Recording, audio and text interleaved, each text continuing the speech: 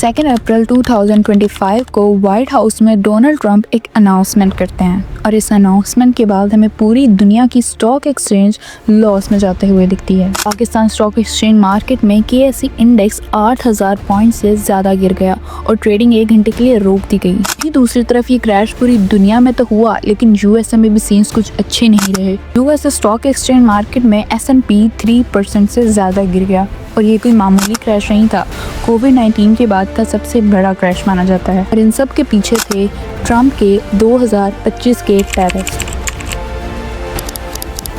Whatever they tariff us, other countries, we will tariff them. That's reciprocal back. Pakistan Stock Exchange में कारोबारी मंदी। US President Donald Trump's tariff-induced market mayhem appears to just be getting started. Dow Jones down about 620 points. The Dow plunging 2,200 points, more than 5%. Could be the third straight day of major losses after President Trump announced sweeping tariffs last week. Looks like we may be on track to have the worst quarter in real consumer spending since early COVID.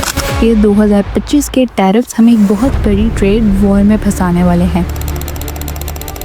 Tariffs, trade wars, geopolitical shifts, these aren't just headlines, they are signals that tell you exactly what kind of future you'll be building in. President Trump's sweeping tariffs, the close of trading on Wall Street just moments ago, the stock market suffering major losses. April 2nd, 2025 will forever be remembered as the day American industry was reborn, the day America's destiny was reclaimed. And starting tomorrow, the United States will implement reciprocal tariffs on other nations.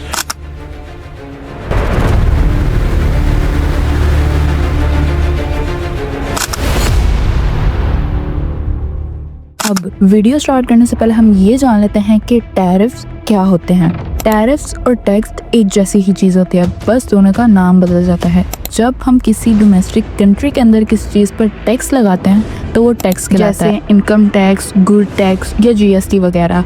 लेकिन जब यही चीज़ें बाहर किसी trade पर impose की जाती हैं तो वो टैरिफ्स हो जाता है। यानी कि जो चीज़ें बाहर से इंपोर्ट की जाती हैं उन पर जो टैक्स लगाते हैं उसको टैरिफ्स कहते हैं। यानी कि जब किसी इंटरनेशनल ट्रेड की बात आएगी तो वो टैरिफ बन जाएगा और जब कोई डोमेस्टिक ट्रेड की बात आएगी तो वो टैक्स बन जाएगा। टैरिफ लगाने का जो मेन मकसद होता है वो अपनी लोकल इंडस्ट्रीज को प्रोटेक्ट करना होता है। जैसे अगर इंडिया चाइना से कुछ मोबाइल इंपोर्ट करेगा तो इंडियन गवर्नमेंट उस पर टैरिफ लगाएगी। वो टैरिफ 100% भी हो सकता है या फिर 50% भी हो सकता है। अब जब चाइना से मोबाइल इंडिया में इंपोर्ट किए जाएंगे तो उस पर टैरिफ लगेगा और वो महंगे हो जाएंगे। अब जब वो महंगे हो जाएंगे तो जो इंडिया में बनने वाले लोकल ब्रांड्स होंगे जैसे कि लावा और माइक्रोमैक्स, तो इनके फोन सस्ते ही रहेंगे। यानी कि गवर्नमेंट इंपोर्ट किए जाने वाले गुड्स पर जानबूझकर टैक्स लगाती है ताकि वो अपने मुल्क में महंगे हों और जो लोग हैं वो लोकल ब्रांड्स खरीदने पर मजबूर हों।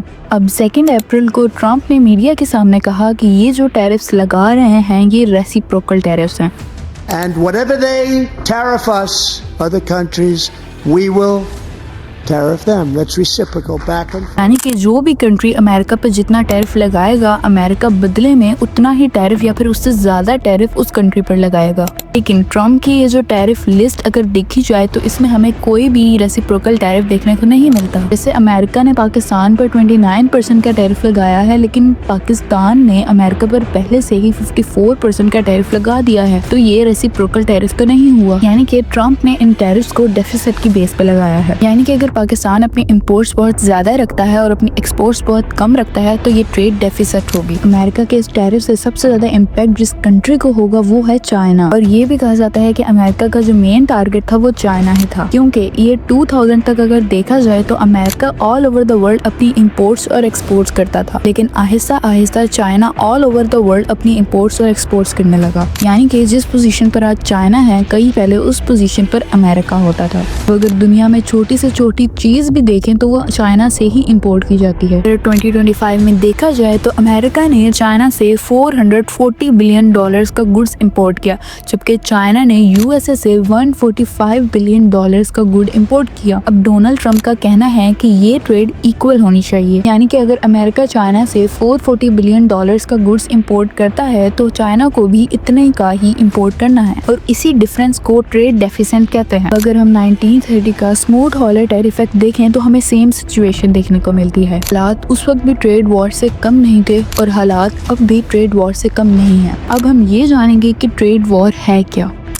America is now embroiled in a series of trade wars, hitting all kinds of countries with tariffs.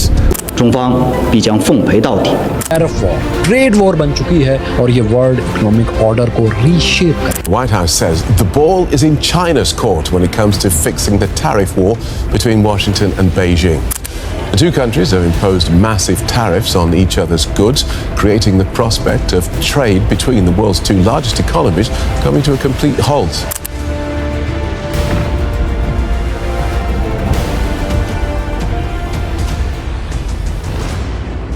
America और चाइना दुनिया की दो सबसे बड़ी इकोनॉमी है। अमेरिका को लगता है कि चाइना उनके कंट्री में ज्यादा एक्सपोर्ट्स भेजता है, बट चाइना अमेरिका से बहुत कम इंपोर्ट लेता है। इसलिए अमेरिका ने चाइना पर ज्यादा टैक्स लगा दिया है ताकि अमेरिकन कंपनीज को फायदा हो सके, लेकिन चाइना ने अमेरिका पर उससे ज्यादा टैरिफ लगा दिए। अब दोनों एक दूसरे पर टैरिफ लगाए जा रहे हैं। इसी को हम ट्रेड वॉर भी कहते हैं। अब ट्रेड वॉर का फायदा क्या होता है? जो लोकल इंडस्ट्रीज होती हैं उनको फायदा मिलता है, क्योंकि जो फॉरेन गुड्स होंगे वो महंगे होंगे, और जो कुछ इंडस्ट्रीज जैसे कि स्टील और टेक्सटाइल इंडस्ट्रीज होती हैं ये भी प्रोटेक्ट रहती हैं। But despite it positive impact it has also a negative impact. जो इम्पोर्टेड प्रोडक्ट्स होंगे वो महंगे होंगे और जो लोग होंगे उनको ज्यादा हाई प्राइसेस की चीजों का सामना करना पड़ेगा। लेकिन ये ट्रेड वॉर सिर्फ अमेरिका या फिर चाइना का मसला नहीं है। ट्रम्प का कहना है कि अगर कोई कंपनी अमेरिका को कार बेचती है तो उसे अब 25% ज्यादा पे करना पड़ेगा। जाहिर सी बात है, इससे अमेरिका में फॉरेन कार्स की प्राइसेस तो बढ़ेंगी,